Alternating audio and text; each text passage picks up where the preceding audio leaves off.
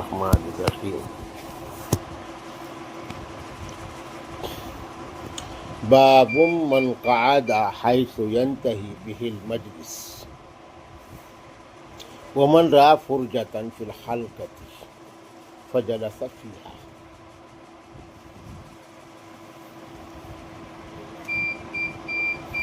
حضرت امام بخاری رحمۃ اللہ علیہ نے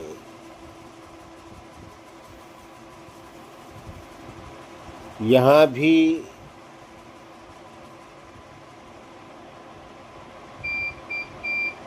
طلباء کے لیے حصول علم کا ایک ادب اور ایک اصول بیان کیا.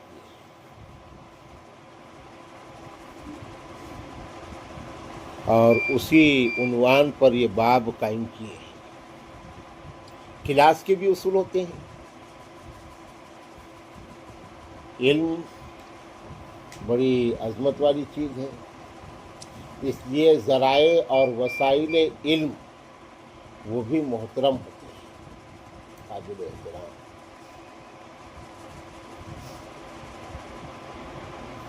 ان کا بھی ادب اور ان کی بھی عظمت کا خیال رکھنا یہ ضروری ہوتا ہے.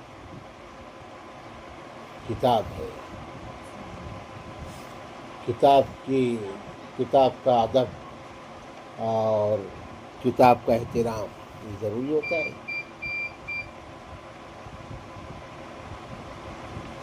قلم، رجسٹر، کاغذ. حضرت مولانا انور شاہ کشمیری رحمۃ اللہ علیہ ہمارے اکابرین کی صف کے بہت بڑے عالم گزرے ہیں. وہ محدث عصر تھے، اپنے زمانے کے بڑے محدث تھے.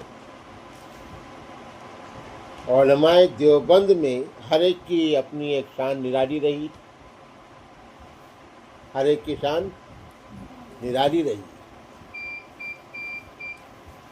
اللہ نے وہ ایک تحفہ تیار ہی کیا تھا تجدیدی کارناموں کے لیے، دین کی تجدید، دین کے علم کی تجدید کے لیے،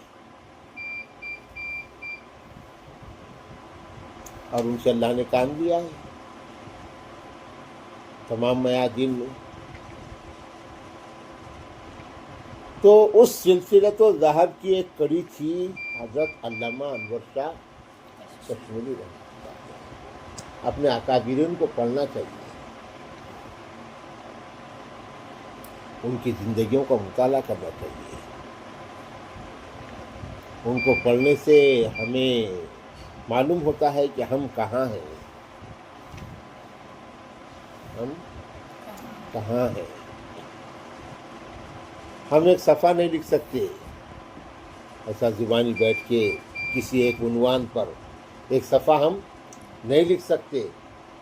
انہوں نے ہزاروں کتابیں لکھ کے چلے گئے الگ الگ عنوان پہ، عربی، فارسی، اردو، کئی جلدوں پر مشتمل. کیا لوگ تھے.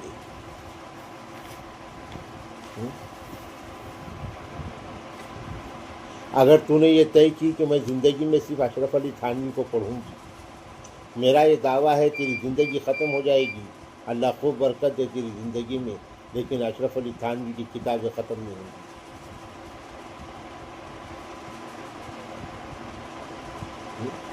اتنا لکھ کے چلے گئے.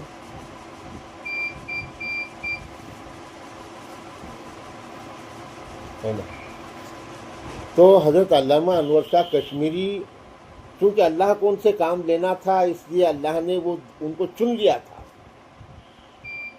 تھا پرکھ کے. انما الاعمال بالنیات، اللہ دلوں کو دیکھ کر افراد کو چنتے ہیں.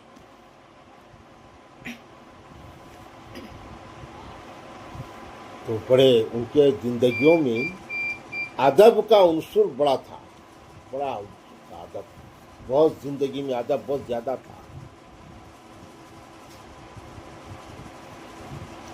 تو اب جیسا یہ پڑھا رہے ہیں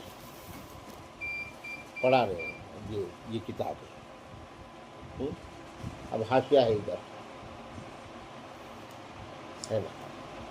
اب یہ حاشیہ ہے، اس میں کچھ دیکھنا ہے.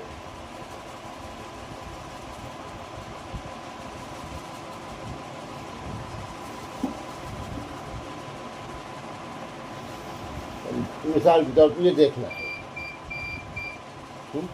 وہ کتاب کو ایسا نہیں کرتے تھے، وہ ادھر آتے تھے یہ دیکھنے کے لیے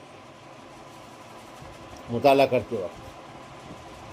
ایسا کچھ لکھا ہوا ہے، وہ کتاب کو اپنی طرف وہ نہیں کرتے تھے، موڑتے نہیں تھے، وہ ایسا آ کے ادھر دیکھتے تھے. ادھر کا کچھ لکھا ہوا ہے ایسا، ادھر آ کے گھوم کے اس کو دیکھتے تھے. کتاب اپنی جگہ پہ قائم نہیں تھی. اتنا ادب تھا ان کے اندر کتاب. اور ہمارے ہاتھوں میں تو کتابیں پھٹ جائے گی، ہم بیٹھے بیٹھے کتاب کے طرف کو یوں یوں یوں یوں کرتے ہیں.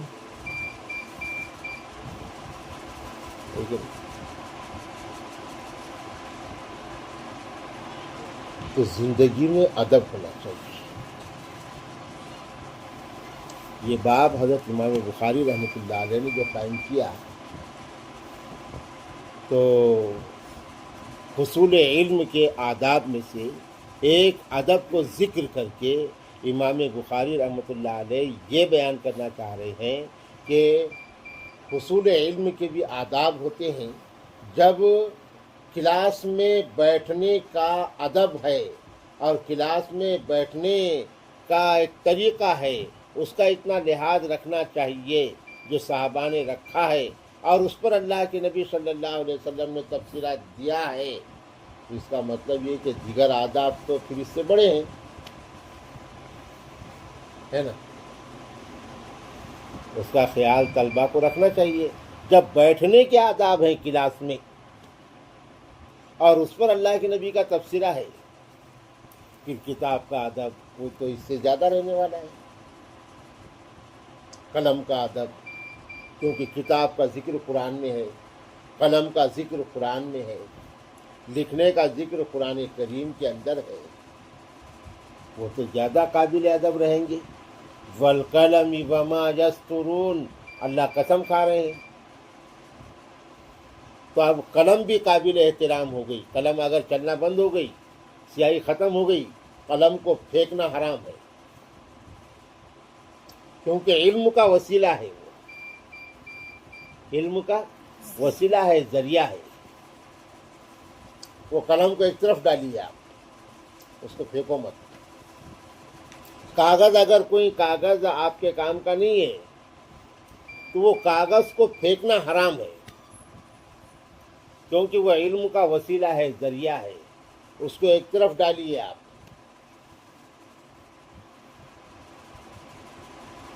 اور بعد میں اس کو جلا ڈالو تاکہ کسی کے پیر میں اس میں وہ کاغذ نہ آئے، اس کی حیات ختم ہو جائے. عام کاغذوں، کرتاس و قلم کا ادب ضروری ہے نا. یہ سمجھا رہے ہیں امام بخاری. اب یہاں کیسا ہونا چاہیے؟ جیسا آپ تم لوگ ہیں، تم پڑھ رہے ہیں اور مستند علم پڑھ رہے ہیں، علم کے ادب کے سلسلے میں کرتاس و قلم کا ادب پڑھ رہے ہیں، کلاس اور اساتذہ کا ادب پڑھ رہے ہیں.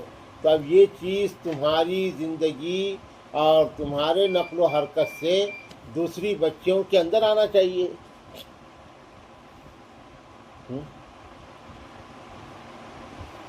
تمہارے عمل سے دوسری بچوں نے لینا چاہیے.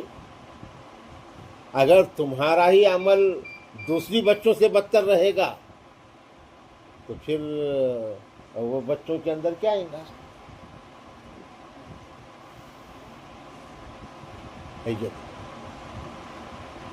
تمہارے طریقے، تمہارے یعنی آداب سے وہ بچوں نے لینا چاہیے ادب. اب تم پھر رہے میدان میں، ناکارہ کو قلم پین میدان میں گرا ہوا ہے، تم نے اٹھا لیے. بچی بولی نہیں خراب ہے خراب ہے، دوسری بچی بولی بھی، تم بولے خراب بھی ہے لیکن یہ پین تھا، اسے لکھا گیا اللہ کا کلام، اللہ کے نبی کا نام، اللہ کا نام، اس کا ادب کرنا چاہیے۔ اس کو اٹھا کے آپ نے ایک طرف ڈال دیے کنڈی میں، یہ پیروں میں نہیں آنا چاہیے، تو اس کا اثر ہوگا بچوں پہ۔ ایسا ہی کاغذ ہے نا، کوئی بھی چیز ہے۔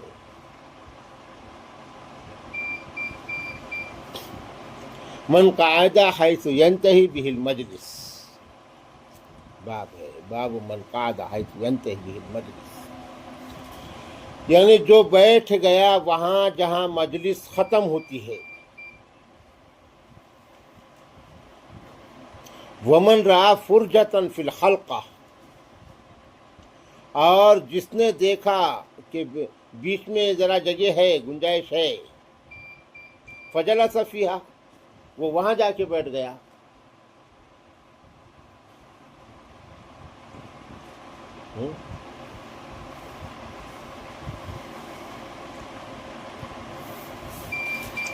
به قال حدثنا اسماعیل قال حدثني مالك عن اسحاق بن عبد الله بن ابي طلحه ان ابا مرة مولى عقيل بن ابي طالب رضي الله عنه اخبره عن ابي واقد الليثي رضي الله تعالى عنه ان رسول الله صلى الله عليه وسلم بينما هو جالس في المسجد والناس معه اذ اقبل 3 نفر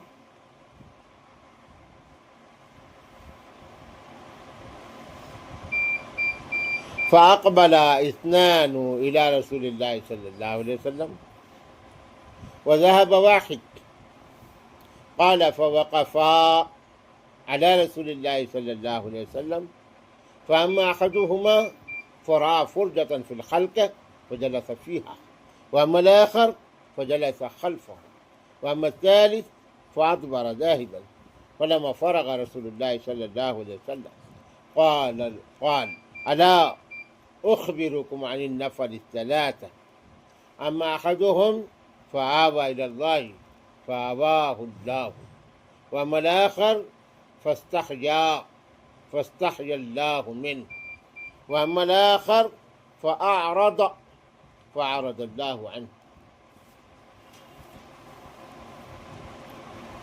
امام بخاری نے کہا کہ ہم سے حضرت اسماعیل نے بیان کیا ہے، انہوں نے کہا کہ ہم سے حضرت مالک نے بیان کیا ہے، حضرت مالک نے اسحاق بن عبداللہ بن ابو طلحہ سے نقل کیا ہے، اور حضرت اسحاق نے حضرت کہتے ہیں کہ ان ابا مرہ مولا عقیل بن ابی طالب، وہ کہتے ہیں کہ ابو مرہ عقیل بن ابی طالب کے غلام، اخبرہ، انہوں نے انہیں بتایا ہے کہ انہوں نے حضرت ابو واقد لیثی سے نقل کیا ہے۔ حضرت ابو واقد لیثی واقعہ بیان کر رہے ہیں، ان رسول اللہ صلی اللہ علیہ وسلم، ابو واقد لیثی کہہ رہے ہیں، یہ واقعہ بیان کر رہے ہیں کہ اللہ کے نبی صلی اللہ علیہ وسلم ایک مرتبہ مسجد میں بیٹھے ہوئے تھے اور آپ کے ساتھ میں صحابہ کرام بیٹھے ہوئے تھے۔ اکثر مجلسیں لگتی تھی مسجد میں، حضور صلی اللہ علیہ وسلم اور آپ کے پاس صحابہ رہتے تھے، دین سیکھتے تھے۔ تو ایسے ہی ایک مرتبہ مسجد میں اللہ کے نبی صلی اللہ علیہ وسلم اور آپ کے اطراف میں صحابہ کرام بیٹھے ہوئے تھے کہ اتنے میں 3 لوگ آ گئے ایک ساتھ، مجلس درس کی جماعت، 3 لوگ آئے۔ 3 میں سے ایک نے ایسا دیکھا، اللہ کے نبی سے سامنے کھڑے تھے، ایک نے دیکھا تھوڑی بیچ میں جگہ ہے، وہ آہستہ آہستہ آیا اور وہاں بیٹھ گیا، آگے آگے۔ دوسرے شخص نے تھوڑا سا ادھر ادھر دیکھنا مناسب نہیں سمجھا، شرمایا اور انہیں پیچھے بیٹھ گیا، اور تیسرا شخص جو ہے وہ واپس چلے گیا، وہ نہیں بیٹھا مجلس میں، چلا گیا۔ جب سبق ہو گیا، درس ہو گیا، واعظ ہو گیا اللہ کے نبی کا، تو آخر میں پھر اللہ کے نبی صلی اللہ علیہ وسلم نے صحابہ کو مخاطب کیا،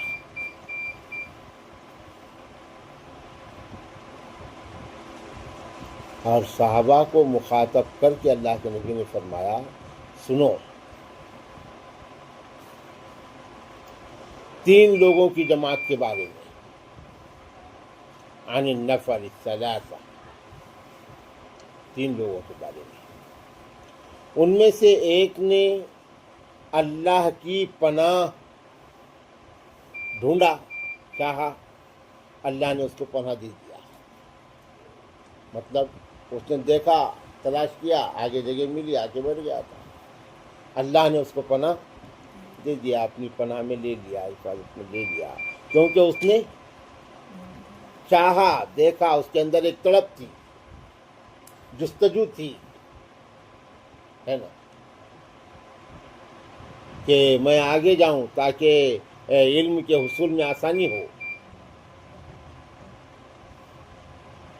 تو اللہ تعالیٰ تڑپ کی لاج رکھتے ہیں، اللہ نے اس کو پناہ دے دی، اپنی حفاظت میں، اپنی پناہ میں لے لیا۔ دوسرا شخص وہ شرمایا، پھر اللہ نے بھی اس سے حیا کی،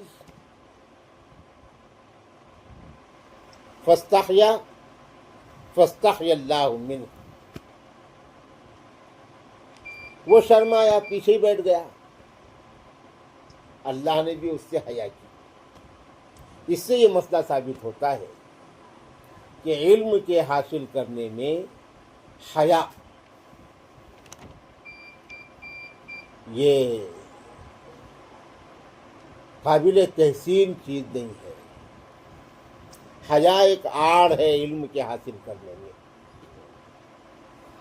بے حیائی کا مطلب یہ نہیں ہے کہ آپ تکلف سے اوپر ہو جائیں، بے حیائی کا مطلب بےہودہ پن کرنا تھوڑی ہے نا، لیکن ڈھونگی حیا علم کے حاصل کرنے میں آڑ ہے۔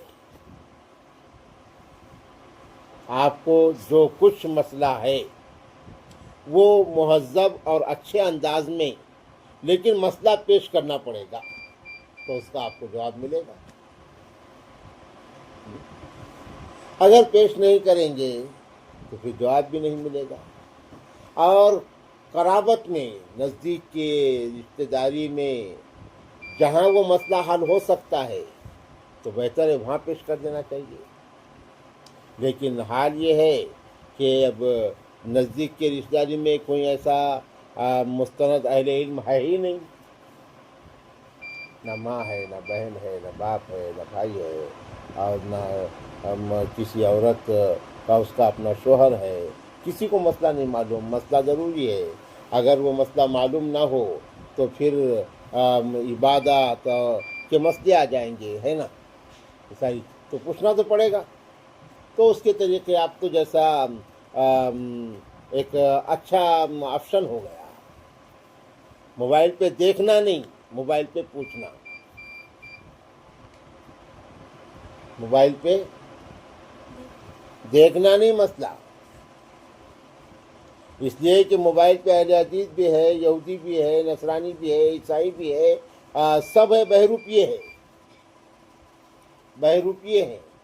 وہ اعتماد بحال کرنے کے لیے تم کو جو ہے 3 مسئلے صحیح بتائیں گے اور پھر 7 مسئلے غلط بتائیں گے۔ پہلے تمہارا اعتماد بیٹھ جائے گا کہ صحیح بولتا ہے نا، 7 مسئلے غلط بتائیں گے۔ موبائل والے مجھے بھی پیش کریں گے اور ایسا لگے گا کہ میں بول رہا ہوں، مگر نقل و حرکت میری رہے گی، الفاظ ان کے رہیں گے۔ اتنی ٹیکنالوجی ہوگی، اس لیے موبائل سے دین لینا نہیں، اس کے استعمال کرنا۔ لگا دیے، فون ملا دیے ہم کو، ایسا ایسا مسئلہ ہے مولانا، تو کیا ہے اس کے تعلق سے ہم بول دیے، ہے نا، یہ تو آپشن ہے نا، سامنے بھی بول سکتے، تو اتنا ہو سکتا، اتنا ہو سکتا۔ ہنگامی طور پر اس پہ مسائل پوچھنے کا کام کیا جا سکتا ہے۔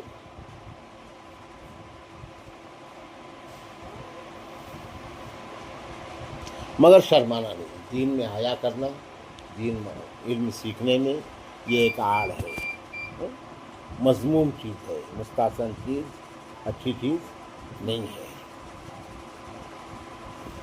اس لیے ہم بار بار کہتے ہیں الحیا حجاب اکبر، حیا جو ہے یہ بڑا حجاب، بڑا پردہ ہے علم کے حصول کے لیے. اس کو ڈھونگی حیا بولیں گے. ہم کچھ مسئلہ پوچھ رہے، تم جو ہے تو چوبیس شرما جیسا کر رہے، حالانکہ تم کو معلوم اتنا نا جواب دینے کو نہیں آتا، تو اس کو وہ آڑ میں تم ختم کر کے رہے جیسا شرم دی ہے نا، ایسا.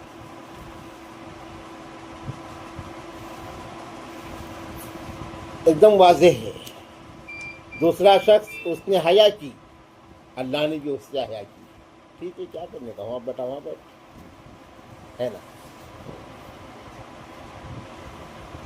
مطلب علم کے حاصل کرنے میں جو پیچھے رہنا چاہے گا اس کو کوئی آگے نہیں لائے گا،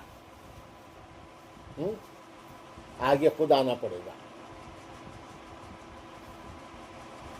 تیسرا شخص وعمل آخر، اور تیسرا شخص فأعرض، اس نے اعراض کیا، اس نے ایسا جو دیکھا چلے گا واپس. فأعرض اللہ عنہ، اللہ نے بھی اس سے اعراض کر دیا، نہیں آتا نہ پہنچ جا.